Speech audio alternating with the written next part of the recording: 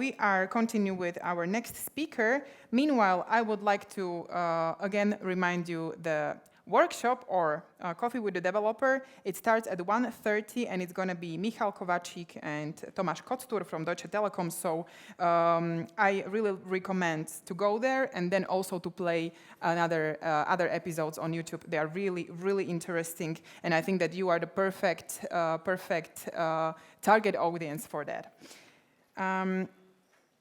Yes, and again, the reminder for Marketplace and the Tesla cars, okay? We've got 3 of them, so you're gonna have a chance to, you have a chance to meet Autopilot. And I think that if there are more slots, free slots, you can even try it twice if you want. Just use the opportunity today. 2 more to go in this part, 2 more presentations. And now we're gonna talk about AI and security. It's going to be a security awareness specialist from ESET who has been presenting findings of ESET research in European media and at various international and regional IT security conferences. He's also the producer of the ESET Research podcast and one of the writers of ESET Threat Report. Please welcome Ondrej Kubovič.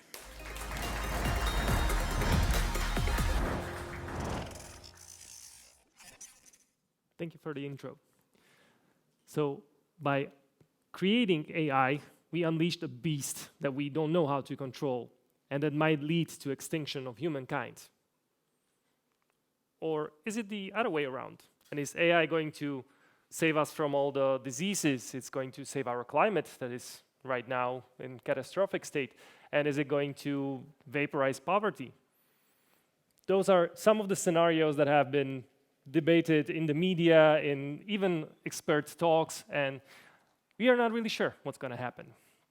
What I'm going to do in this talk, I'm going to try to go back to the ground and talk about how AI, and basically mostly it's machine learning that I'm going to talk about, is transforming cybersecurity. And it already did a lot of changes, and it caused a lot of changes, but it will have profound impact on cybersecurity in the future too. So that's what I'm going to do, but without the doomsday scenarios and rainbows and unicorns and magic, and I'm just going to try to stay level with you. One small disclaimer, I saw a couple of talks before me. They are quite technical. I'm not going to be that technical. I'm more of a storyteller for ESET, so I'm trying to give you the information in a little bit different form, so I hope you will like it. So before we dive in, we need to talk a little bit about definitions. And that's already a problematic topic, because pretty much the only thing that we can agree on in cybersecurity is what the AGI is, so the General Intelligent Machine.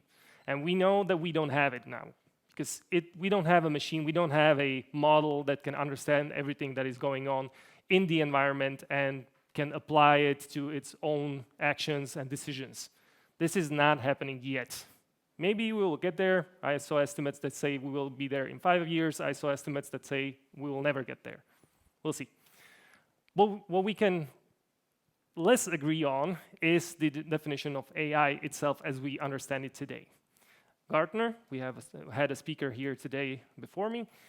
They have a definition that says that this is actually advanced analysis that we are using to process a lot of events, and in the end, it makes a decision. But it's narrowly fielded, so we are focusing on specific problems, and we are using this technology for it.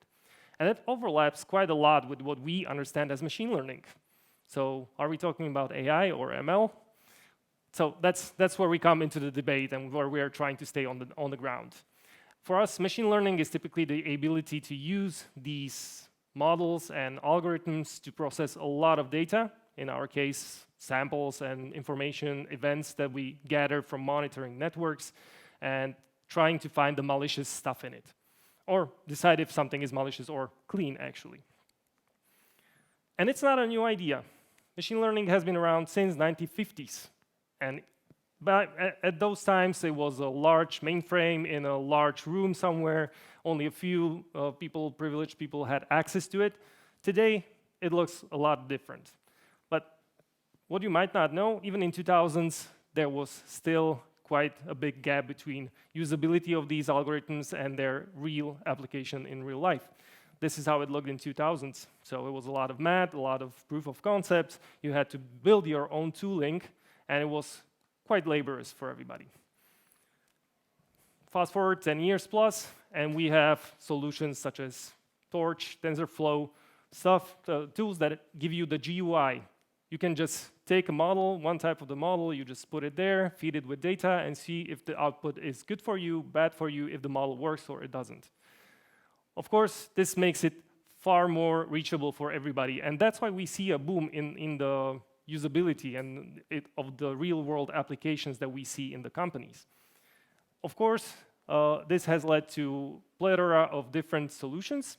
We have been using it for security reasons. Other companies were trying to use it for automation of cars, for example. And with the dawn of transformers and BERT architecture, we have seen also new solutions that everybody was talking here today about. So ChatGPT, Midjourney, Copilot, so we can code, we can generate pictures, we can generate videos, everything from those lists. What changed on the background, again, something you probably all know of, there has been a big change in the prices of hardware. So GPUs are far more accessible today, so you can use and build the hardware very cheaply, and you can scale up and use the solutions, then the AI models, and test them for your application. We have also gathered a lot of information, and we are better at processing that data, so that's where we have the big data. Again, a lot of the companies that are working on AI have been publishing their models and their algorithms. So this is also good for us. You can just take the model, sometimes it's even open sourced, like the Llama right now from Meta. You can just download it, play with it, find out if it works for your use case, maybe try to tweak it so that it works for at least specific parts of the problem that you're trying to solve. And then you have a solution. Maybe you can even market it and start a startup. That's nice. And from our perspective, what was very good for us in the beginning, we have a huge database of clean, malicious, and potentially unwanted, so something like of a gray zone samples, a ton of them, terabytes, petabytes, a lot of it. And we didn't have great tools to process it before. Right now we have them, and we even have the algorithms that can be used to train on those data. In the end, that led us to using this in the cybersecurity arena. And we are not the only ones, of course. ESET is not the only company using AI for security. There are a lot of small companies, emerging vendors that were selling and overselling this. We have AI in our security solution, and it will solve every security problem that you can think of. So we use artificial intelligence, we use magic, we use unicorns, of course. And some of the investors were going for it because maybe it will bring something in the future. So let's try it, and we'll see. I will try to debunk some of the claims that they were doing because they were using, because we have the experience and we know that some of them are not true. So for example, one of the things that they were trying to say, we can detect any malware or anything malicious that you will encounter without even running it, by doing math or mathematics or whatever you want to call it. Introducing Alan Turing. If you don't know this guy, he's the one who helped design Bombe, which broke Enigma, which was the Nazi encryption machine used to encrypt all the communications of the German army. This guy in 1930s, so it's almost 100 years now, he devised a mathematical proof that it's not possible to use math for every problem conceivable, and you will know the outcome. He called it halting problem, because for him the biggest problem was if the machine was running in an infinite loop. And he found out that even if you have a perfect machine, if you feed it bad inputs or random inputs it doesn't expect, it can misbehave in the end. For us, this means if you have a perfectly set up machine learning or artificial intelligence engine that is detecting malware, if you feed it different data or mix the malicious data with something different, it might misbehave. So we are very, very, when it comes to application of AI.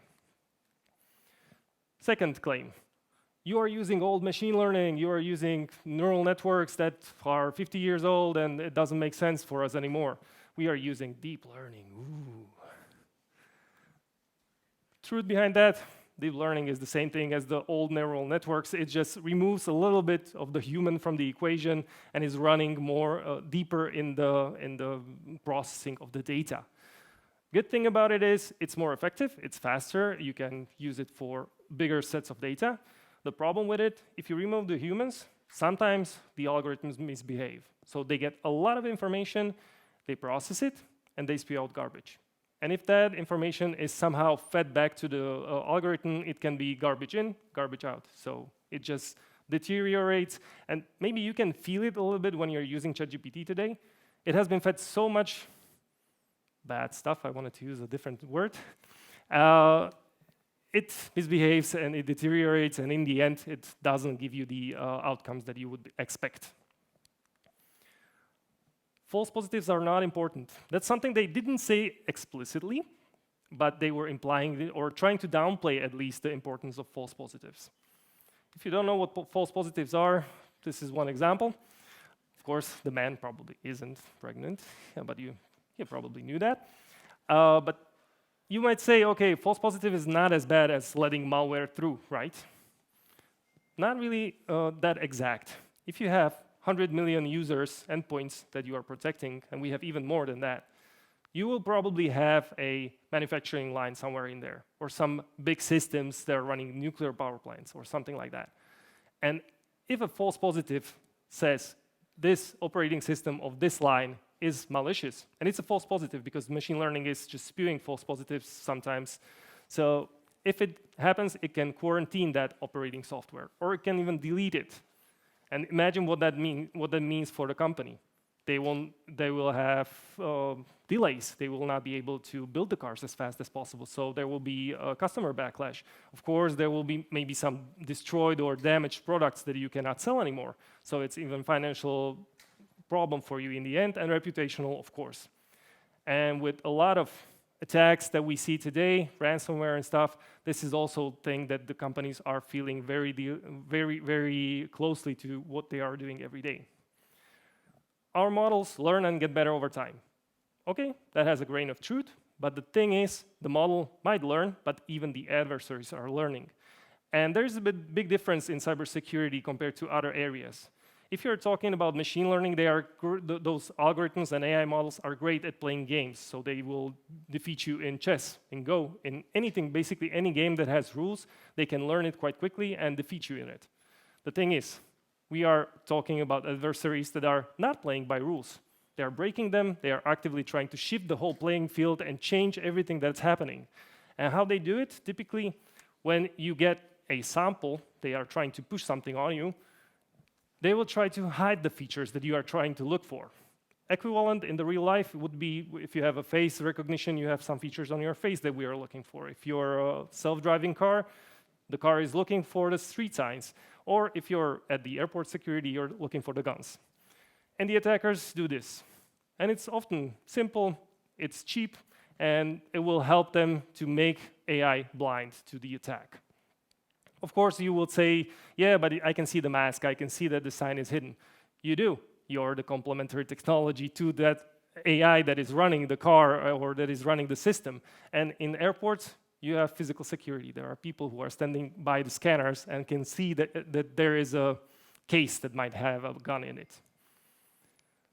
One good example of this, where the attackers are trying to shift the playing field, is actually automated cars. They are built on great technology that is using many inputs. So they have GPS, they have LiDAR, they have radars, cameras, everything. They are trying to take a lot of information from the environment, and they're trying to drive safely in that environment. The attackers could attack each of those sensors. It's a huge attack surface, and it would be interesting for them to get inside, of course. But the other sensors might fill the gaps. And if you are playing with the LiDAR, everything else will fix the errors, and the car will be driving still safely. What they do, they just hack in, because the device is smart. It's connected to the internet, and you can get inside the remote access. And that remote access gives you the full capabilities, so you can log the owner in. You can log them out and extort for ransom. You can take control of those cars, and this has been repeatedly shown on even the newest models. You can actually sound the horns or turn on the lights, everything. You can start the engine of the car. So that's what they will be doing. They will not try to focus on those secure technologies that are running the sensors. They will be trying to get inside from another angle, and that's the cheapest angles for them. Okay, smartass, you have been talking about how AI doesn't work for everything, so how do you do it? How do you use it in ESET? Our mantra is multi-layer, multi-layer, multi-layer. We are trying to amend every technology with other technology, and we have been doing this since actually 1992, when we started the company, and we have quite a few technologies that we have devised in those years. And the funny thing is that we like to show is 1998. Nobody was talking about machine learning or neural networks at that point, or very few in academia. Our owners actually were trying and playing with it, and they came up with an idea, let's use it for macroviruses. And it worked. They implemented it, and it was in the product in 1998. Of course, over the years, we have devised other technologies that use it, so we are trying to capitalize on the newest trends, on the newest versions of the algorithms.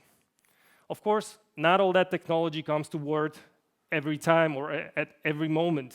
We are trying to use the most opportune moment when the attack is happening. So we are not detecting every malware at the moment when it arrives to your inbox. It's not actually possible. That's what I was telling you with the Alan Turing. So we have devised different layers or moments where we are trying to interfere. The first one is, of course, when you get the email or something in your like attachment, we can look at its reputation, we can look at how the attachment looks like, what's the content of the email, and all of that information can give us information that this is malicious, we're going to stop it. But some malware is smart. It's not going to do anything malicious for first 4 weeks after installation, and it will only show you its malicious purpose when it's loaded into memory. That's why we have advanced memory scanner. Or ransomware. It might look benign for a long time until it starts encrypting stuff on your computer. Again, something we can watch for and we can stop it. And multi-layeredness is also built into our machine learning engine, because we are not just using deep learning. Of course, we are using deep learning too, as everybody else. But we are also using classification models. We are using decision trees, other stuff like this. And we are trying to use all that technology to extract the features and find out if the sample is going to be bad, and then consolidate all that information and find out. Okay, a lot of high-level talk. Let's get a little bit hands-on.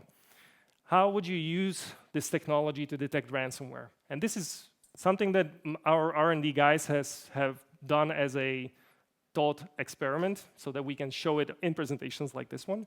So it's very simplified, very easy to understand, but on the other hand, this is not how it works in our product, of course. So if you're trying to detect ransomware, you could look at various features, various things that it does. One thing that is quite nice to extract are the API calls. This is HView. That's a tool that we use for disassembly of the malware and looking for analysis of that malware or the sample.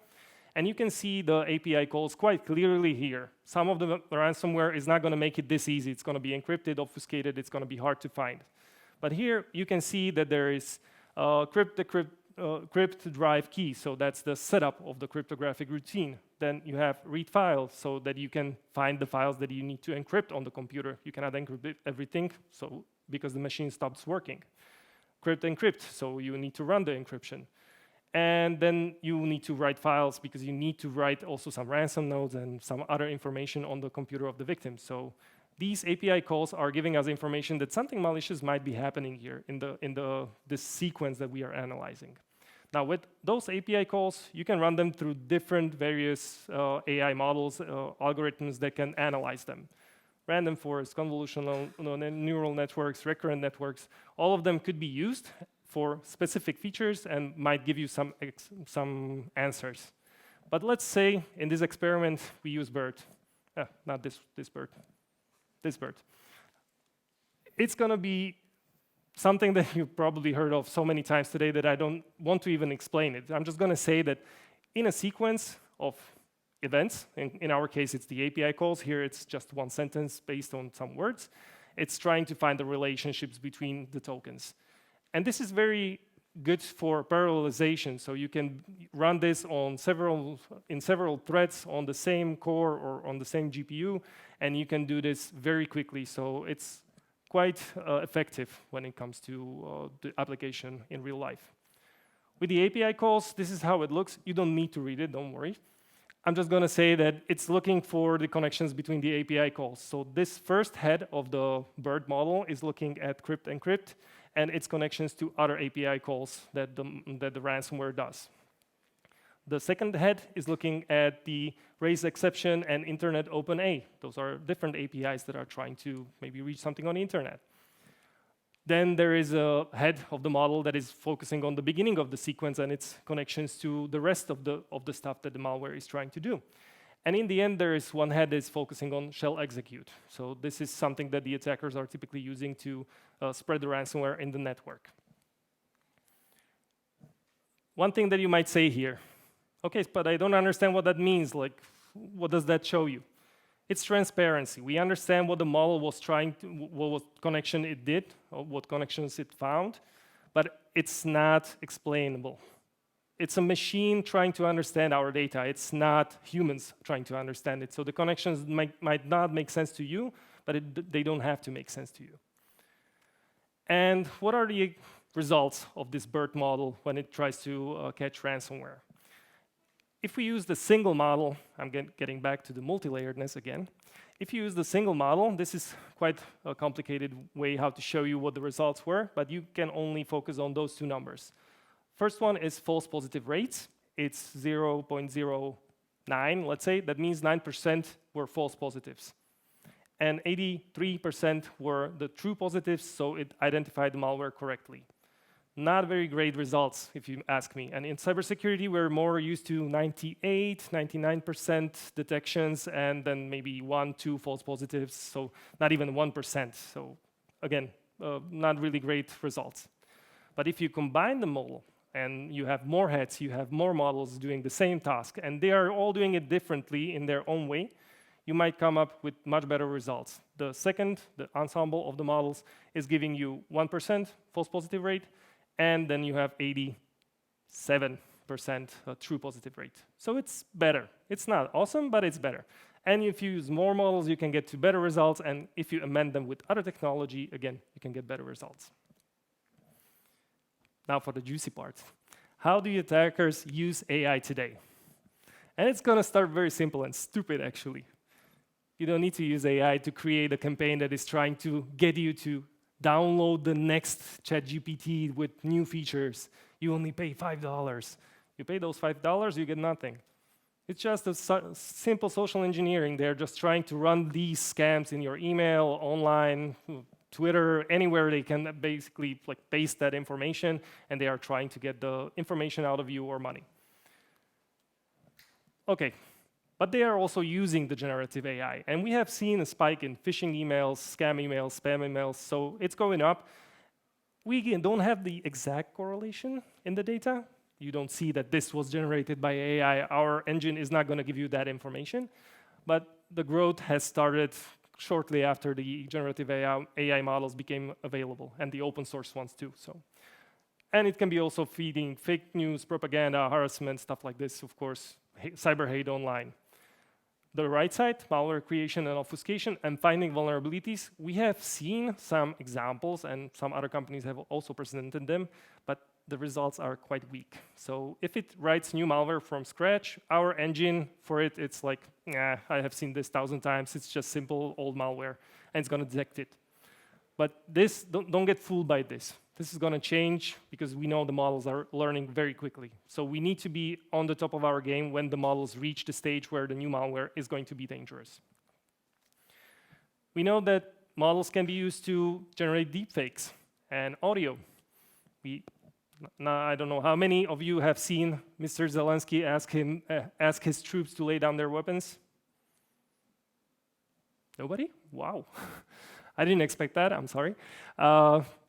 It was quite widespread, this video. It was obvious deepfake because probably somebody in the Russian propaganda was lazy and they just ran it through a few training rounds, so it wasn't very believable. But this can get better over time, of course.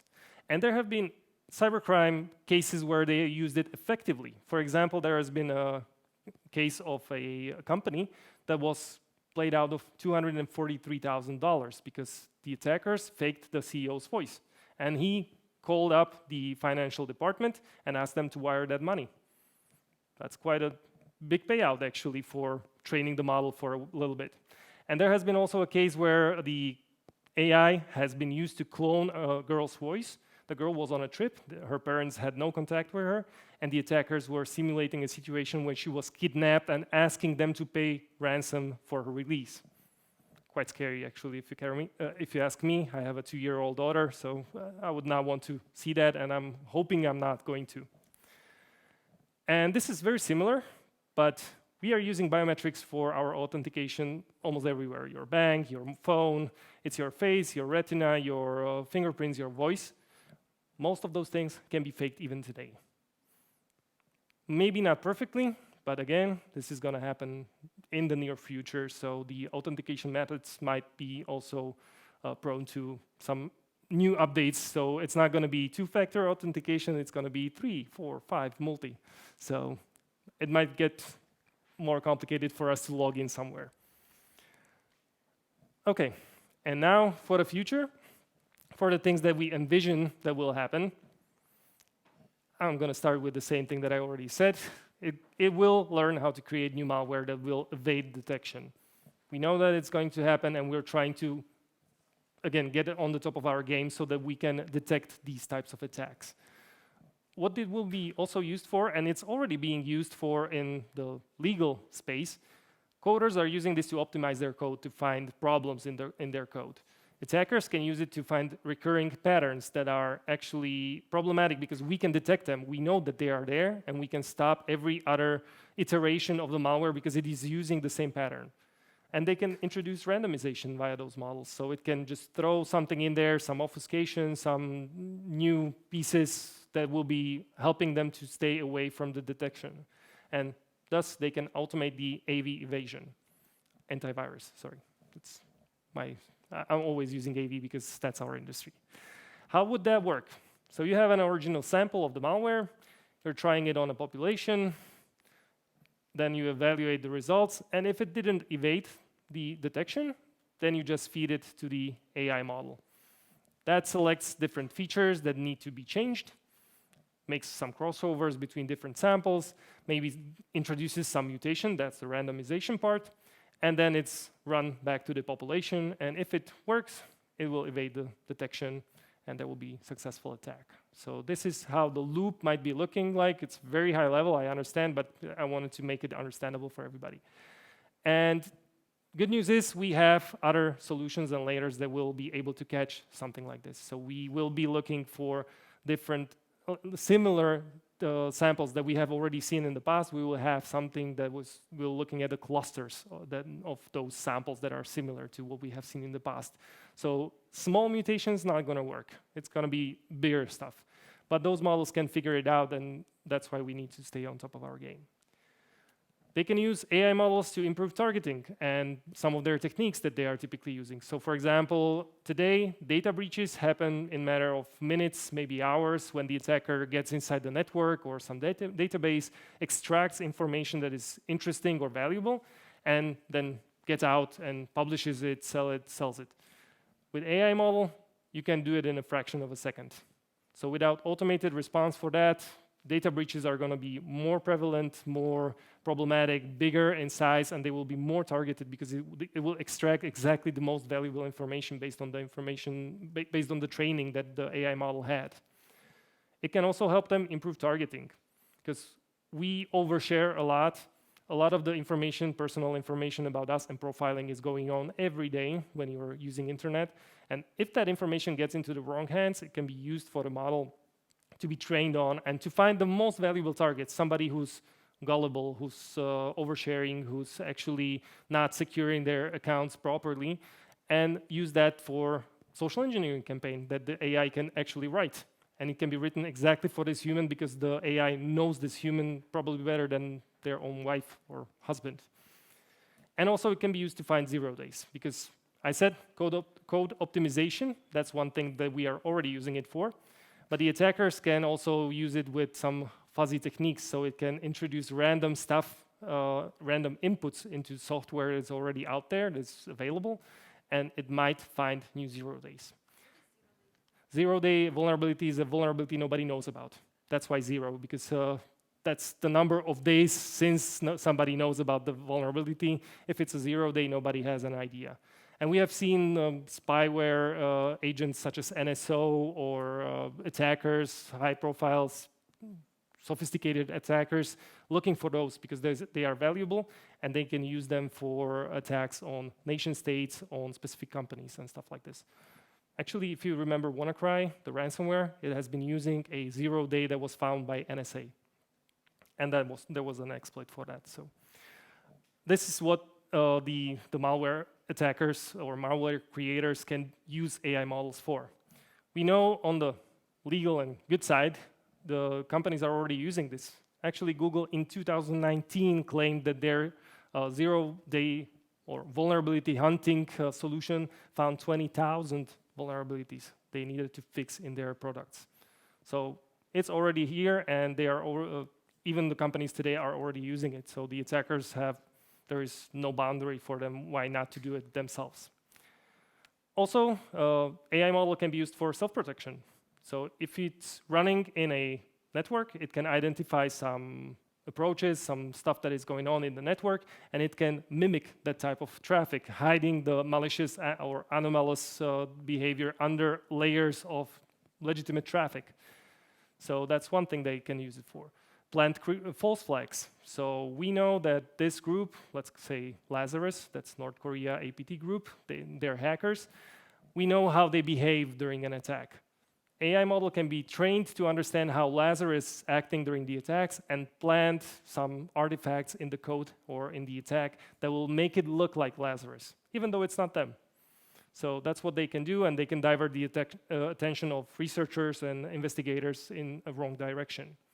Self-destruction mechanisms. So if super user is connected to a machine, I will destroy the malware so nobody can analyze it and doesn't know what was happening here before, like 2 seconds ago. And they can also use it to monitor infected infrastructure. I'm talking typically about botnets, thousands and millions of infected devices that the attackers have compromised and are using for their own ends. We have seen this actually in the past. Emotet was one of the most dangerous malwares out there. That's what Europol says about it. And it has been dismantled in 2021, and they still returned afterwards. What was interesting for us, it was a large botnet using millions of infected devices. When we were able to infiltrate those botnets, in a matter of minutes, they found out we are in, and they cut us out. And they were doing this constantly, so it was a cat and mouse game. We were trying to intrude, and they were trying to kick us out, and it was happening all the time. We were automating it, they were automating it. And what we were thinking, like, okay, these guys are really good at it, so they probably run some data center, something like Google has. That's the left side. In the bust, we found out they were using something like that more on the right side. So old rugs, maybe grandma's apartment, I don't know. But they were really good at it, and they had a lot of gold bars and platinum bars in that apartment too. So they made a lot of money on it. Last but not least, IoT. We have billions and billions of smart devices, smart meaning they are connected to the internet, and vulnerable devices out there.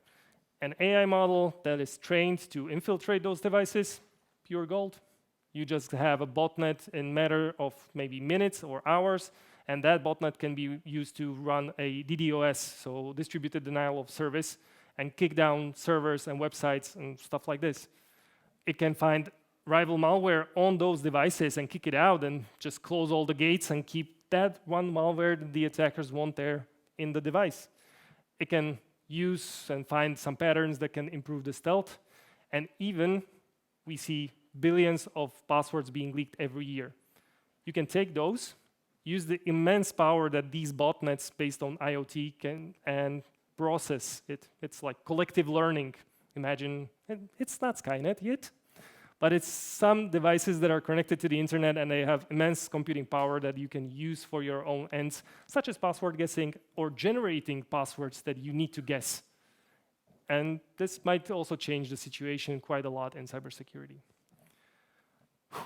A lot of talking from my side, so just a few key takeaways that I want you to take away from this presentation, AI is being used for good and bad, and it's a tool. And we know it is a tool. It's quite useful, effective. It helps us generate more code, generate more content, and it will not go away. It will get better at it. So we need to figure out what to do with it in the future. AI is not going to solve security. It's not a silver bullet. It's not magic. We know that it has quite a few limitations and drawbacks. So we still need to amend it with different other technologies that are better for that task, because analyzing spam with AI, it's horribly expensive. Doesn't make sense. We have better technologies, older technologies, but they work. So why not use those? Because they are cheaper and effective as well. And also, we need to keep experienced humans in the loop. That's the case where I was talking about understanding what the model does. You need the transparency. You need to understand why something is connected to something else. And if garbage is coming out and garbage is going in, you need to stop it. And somebody needs to be there and do it. But we need those people, and they need to be experienced and understand how AI and those machine learning models work. Thank you very much for your attention. And now is the time for Q&A, when I'm hoping you were all asleep during my talk. Thank you, Ondrej. Thank you very much. Thank you. I'm a bit scared now after this presentation. I wasn't trying to scare anybody. It's just... Yeah, but these are the things that happen, and that's totally normal today. So yeah, you can place your question within Slido if you want, and maybe just very simple question from my side. When I was listening to the stories about the fake voice of the girl, etc., wouldn't it be safer just not to use like internet and everything? It would, but it's not feasible. Like, it's not real, right? I would not have a job without internet. Yeah. So, and most of the people in this room probably would have trouble finding jobs, because they are focusing on stuff like the internet and stuff that we use on the internet. So, yeah. We would come then back a few years. But let's hope we're not going to end up in 20 years sitting around a campfire with sticks, and let's hope we're not going to get there. Talking about that story, because I also have a kid, so I was like, oh my God. I think it comes with lots of things before that, right? If you want to maybe decrease the risk of such a case, you have to secure the home better. You have to not to give your address to not anybody, but you know what I mean, right? Not to talk just with whomever you want about your private life. Yes, and it's really hard. For example, let's try. Did you ever try to pay something online without giving your payment details, like your credit card info? It's really hard. It's really. Yeah. I know we have cryptocurrencies, but not all services will allow you to use cryptocurrencies. Mm-hmm. And sometimes you just need to use your card, which asks you for your name, for the credit card details, but also for your home address. Yeah. And that's processed by some system in the background that is allegedly adhering to some standards. We have no way of knowing. And that's the same thing with every service that we use. That's the same thing that we have seen with Facebook so many times over, that we are doing everything to keep your data secure. Do they? And they don't have a great track record in it. Yeah, it's not 100% sure. You cannot be, right? And with the AI models that I just wanted to say, if you're feeding something to ChatGPT, if you know how to prompt it right, you might get that information back from different sites. So again, problem. I wanted to ask, actually, I don't know if I understood it correctly. Are you a fan of ChatGPT or not? We actually have an internal version of ChatGPT that if you feed it internal information, it's not going to OpenAI or Microsoft. You can buy that. It, of course, costs you money, and every prompt costs you money. But it's our internal version that we are trying to use for stuff like this. I'm not a big fan of the public one. I mean, it's good for people to learn on it, but I always try to stress, don't give it personal information, don't give it any details on you, and even on your work, know-how and stuff that you are specialist in, because if you do that, you might be training your replacement for the future. Yeah, of course. And I heard also that some companies even blocked the ChatGPT for employees. But I would expect that it's mostly because you are trying to prevent the leak of know-how. Yes, that would be my primary concern as a company. And also secure the client's information, right? Because it can happen. Of course. We've got some questions here. The best presentation today. Thank you. Thank you. Yeah, I was think trying. that it was. Yeah, it was really very close to us, you know, because it's like everyday life, and it's Like I said, it's storytelling mostly. Yeah. It's not that deep. Like if you're looking for the technical information, I wasn't probably your presenter, but yeah, I was trying to give some other insights. Have you come across instances of malicious users using LLMs to write malicious code? That's the thing. We cannot say this exact malware was written by LLMs or was used in the process. But the fact is that we see a growing number of text-based threats, so we can say that they are using it for this type of attacks. And they would be really stupid if they would not use it for coding, for programming, for creating new malware. So I'm pretty sure we have seen those, but we don't know that these were actually generated with the help of LLMs. But like I said, they are smart. They are really good at what they do. Sometimes they are outsmarting the best defenders in the world. So yes, probably there is somebody who was using it. And the examples that we have seen, weak. But yeah, if you are a sophisticated actor, maybe you will just use it to tweak your backdoor or to tweak your, I don't know, some of your techniques. It's hard for me to remember right now what exactly I would like to say, but yeah, the sophisticated actors are probably on it. Thank you, Ondrej. Are you staying here with us for the rest of the day? At least for an hour or something, and then at 6 p.m. my train is going, so I have to be on the station. We're going to have one more presentation and the breakdown, so I think that there is going to be a chance to talk to, right? Yeah. Thanks a lot. Thank you very much. It was Ondrej Kubovič from ESET.